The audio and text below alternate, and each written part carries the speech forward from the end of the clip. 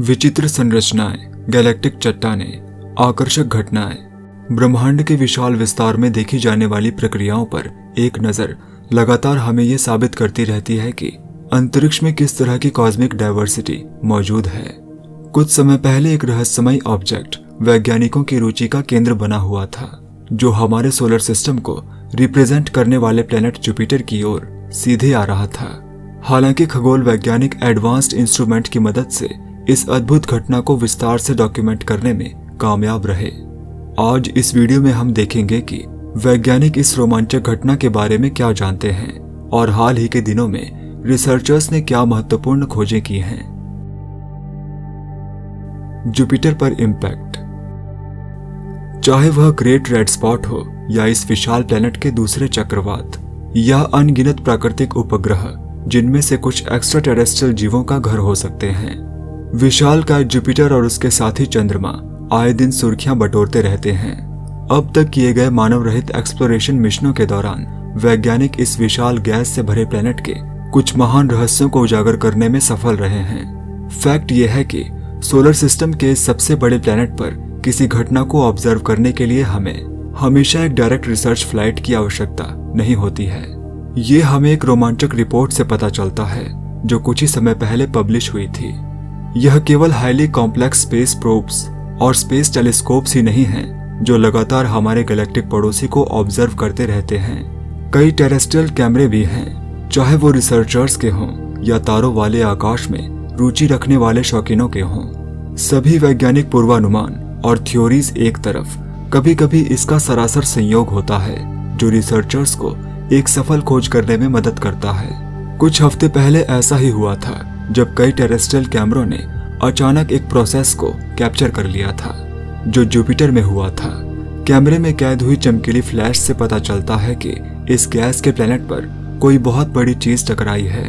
अगर ये अजम्पशन सच हो जाती है तो ये हाल के वर्षों में देखी गई घटनाओं की एक श्रृंखला का हिस्सा होगी, क्योंकि धूमकेतु शोमेकर लेवी 9 1994 में जुपिटर से टकराया था। तब से लेकर रिसर्चर्स ने गैस के इस विशालकाय प्लेनेट और गैलेक्टिक चट्टानों के बीच 7 टकराव दर्ज किए हैं। हालांकि इन इम्पैक्ट्स की संख्या काफी ज्यादा होने की संभावना है, क्योंकि हमारे प्लेनेटरी सिस्टम में सबसे बड़े रिप्रेजेंटेटिव के रूप में जुपिटर के पास स्वाभाविक रूप से विशाल गुरुत्वाकर्षण प्रभाव है जो कई कॉस्मिक ऑब्जेक्ट्स को अट्रैक्ट करता है। हमारे दृष्टिकोण से समस्या ये है कि ज्यादातर मामलों में ऐसे इम्पैक्ट्स को डायरेक्ट ऑब्जर्व करना संभव नहीं है। यह अनुमान लगाने के लिए कि एक साल के अंदर कितने ऑब्जेक्ट्स जुपिटर से टकराए, कुछ खगोल वैज्ञानिकों ने मैथमेटिकल जांच की और पता चला कि हर साल करीब 60 ऑब्जेक्ट्स के इस विशालकाय प्लेनेट से टकराने की संभावना है, जबकि इन घटनाओं में से अधिकांश हमारे दृष्टिकोण से बच जाते हैं और जिन्हें हम साफ देख सकते हैं। वे ऑब्जेक्ट्स हमें प्रकाश की तेज चमक के रूप में दिखाई देते हैं। ये आम तौर पर तब होता है जब अंतरिक्ष की चट्टानें प्लेनेट की बाहरी परतों में जल जाती है। हालांकि इन चमकदार ब्राइट इम्पैक्ट के निशानों को इस विशाल प्लेनेट के घूमते हुए बादलों की परतों में देखना मुश्किल है। आंकड़ों पर एक नजर डालने से पता चलता है कि जिन मामलों में हमने जुपिटर पर टकराव देखा है वे हाल के वर्षों में बहुत ज्यादा बढ़ गए हैं। जबकि साल 1994 और 2009 के बीच हमने केवल 2 ऐसे इम्पैक्ट्स को डॉक्यूमेंट किया था। रिसर्चर्स ने अकेले 2016 से 2021 तक इस प्लेनेट पर 5 टकरावों को देख लिया है। आप कह सकते हैं कि जुपिटर पर होने वाले ये इम्पैक्ट्स हमारे प्लेनेट के लिए बहुत फायदेमंद हैं, क्योंकि इस विशाल प्लेनेट की पावरफुल ग्रेविटेशनल फोर्स हमारे प्लेनेट के लिए एक तरह की शील्ड के रूप में काम करती है, जो अपने ऑर्बिट में उन स्पेस ऑब्जेक्ट्स को खींचता है जो हमारे प्लेनेट की ओर आ सकते हैं। अजीब रेडियो सर्कल्स। फैक्ट यह है कि हम अभी भी ब्रह्मांड के सभी रहस्यों को समझने से दूर हैं। अभी हाल ही में वैज्ञानिकों ने कुछ अजीब रेडियो सर्कल्स को देखा जो कुछ ही महीने पहले देखे गए थे। डिटेल में कहूं तो ये अजीब रेडियो सर्कल्स रहस्यमयी संरचनाएं हैं जो केवल रेडियो रेंज में दिखाई देती हैं। अपनी अनूठी विशेषताओं के कारण ये अजीब से रेडियो सर्कल्स कॉस्मिक ऑब्जेक्ट्स के किसी भी ज्ञात कैटेगरी में फिट नहीं बैठते। ऐसा लगता है कि रिसर्चर्स ने रेडियो सर्कल्स के रूप में रेडियो खगोलीय पिंडों की एक बिल्कुल नई कैटेगरी की खोज की है।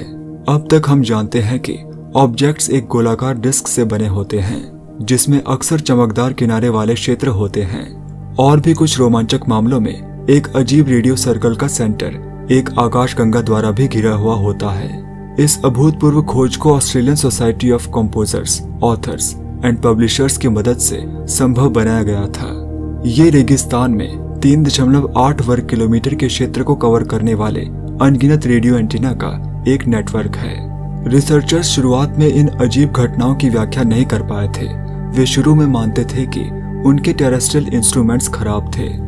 हालांकि 4 रेडियो सर्कल्स को स्टार चार्ट में जोड़े जाने के बाद ये साफ हो गया कि रेडियो रेंज में संरचनाएं निस्संदेह वास्तविक ऑब्जेक्ट्स हैं। लेकिन ये एनर्जी सर्कल्स क्या हैं? अब तक रिसर्चर्स इस प्रश्न के बारे में केवल अस्पष्ट थ्योरीज दे रहे हैं। ये कल्पना की जा सकती है कि रेडियो सर्कल्स विस्फोटित सितारों के अवशेषों को रिप्रेजेंट करते हैं, लेकिन इस बात की भी संभावना है कि ये कर्व स्पेस टाइम की आइंस्टीन रिंग्स हैं, जो तब बनती हैं जब आकाशगंगा जैसी विशाल संरचना हमारे नीले प्लैनेट और दूसरे ऑब्जेक्ट्स के बीच एक प्रकार के ग्रेविटेशनल लेंस के रूप में काम करती है। इस पर वैज्ञानिकों के बीच बहुत बहस होती है। अब रिसर्चर्स इन अनूठी संरचनाओं के बारे में भविष्य में प्राप्त होने वाली जानकारी की ओर उत्सुकता से देख रहे हैं। मैग्नेटार का जन्म। स्पेस एक्सप्लोरेशन के इतिहास में पहली बार साल 2020 ने खगोल वैज्ञानिकों के लिए एक महत्वपूर्ण मील का पत्थर प्रस्तुत किया और वैज्ञानिक भी एक मैग्नेटार के जन्म का निरीक्षण करने में सक्षम थे। ये अनोखे खगोलीय ऑब्जेक्ट विशेष न्यूट्रॉन तारे हैं, जिनके पास एक्सट्रीमली इंटेंस मैग्नेटिक फील्ड होती है। बाइनरी स्टार सिस्टम के मर्ज होने के साथ आने वाली चमक का विस्फोट किलोनोवा के रूप में जाना जाता है।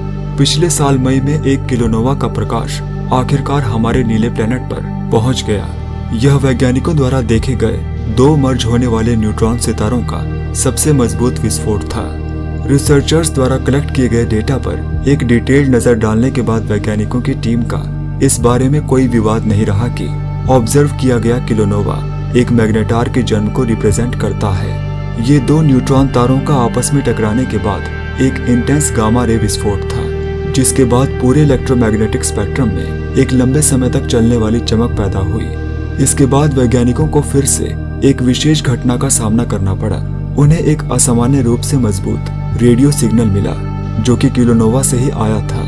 रिसर्चर्स के ओपिनियन के अनुसार इस घटना का कारण लगभग विशेष रूप से एक मैग्नेटार का जन्म है। दूसरे शब्दों में, परिक्रमा करने वाले न्यूट्रॉन तारे एक बहुत भारी खगोलीय पिंड बनाने के लिए एक हो जाते हैं, जिसका चार्ज्ड कोर अब इतनी तेजी से घूमता है कि यह एक कॉस्मिक डायनेमो की तरह काम करता है, जो एक इंटेंस मैग्नेटिक फील्ड पैदा करता है। एक बहुत तेज रेडियो विस्फोट का ओरिजिन। इस अभूतपूर्व खोज को अब साइंटिफिक अटेंशन का केंद्र होना चाहिए, ताकि यह खोज वर्तमान स्पेस एक्सप्लोरेशन के सबसे महान रहस्यों में से एक को उजागर करने में मदद कर सके। एक बहुत तेज रेडियो विस्फोट का ओरिजिन। ये तेज रेडियो विस्फोट रेडियो रेडिएशन के छोटे विस्फोट होते हैं, जो आमतौर पर केवल कुछ मिलीसेकंड तक चलते हैं।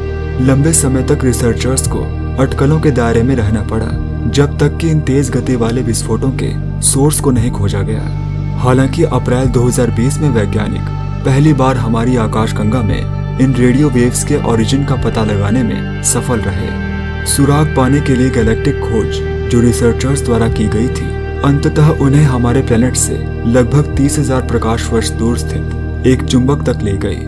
जबकि कुछ रिसर्चर्स इस खोज से पहले ही आश्वस्त थे कि मैग्नेटार तेज रेडियो विस्फोट के संभावित जनरेटर हैं। स्टार SGR 1935+2154 को अंतिम प्रमाण प्रोवाइड करने वाले स्टार का दावा किया गया था कि यह खगोलीय पिंड वास्तव में आकर्षक रेडियो विस्फोट में सक्षम है, भले ही यह खोज कॉस्मिक शॉकवेव्स पैदा करती है। इसका मतलब ये नहीं है कि हमने तेज रेडियो विस्फोट के सभी रहस्यों को सुलझा लिया है।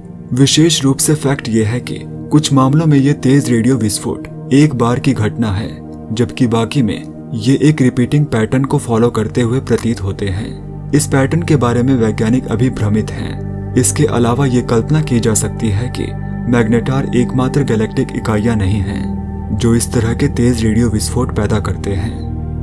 क्या 2 व्हाइट ड्वार्फ तारों के मर्ज होने से तेज रेडियो विस्फोट पैदा होते हैं, या सूर्य के निकट एक चमकते हुए तारे पर विस्फोट से, या ब्लैक होल के इवेपोरेशन से पैदा होते हैं? इन सभी प्रश्नों का उत्तर हमें भविष्य की जांच में ही मिल पाएगा। इन रेडियो विस्फोट के बारे में आपकी क्या राय है, और ऐसी कौन सी खोज है जिसने आपको सबसे ज्यादा प्रभावित किया है? मुझे कमेंट्स में जरूर बताइएगा।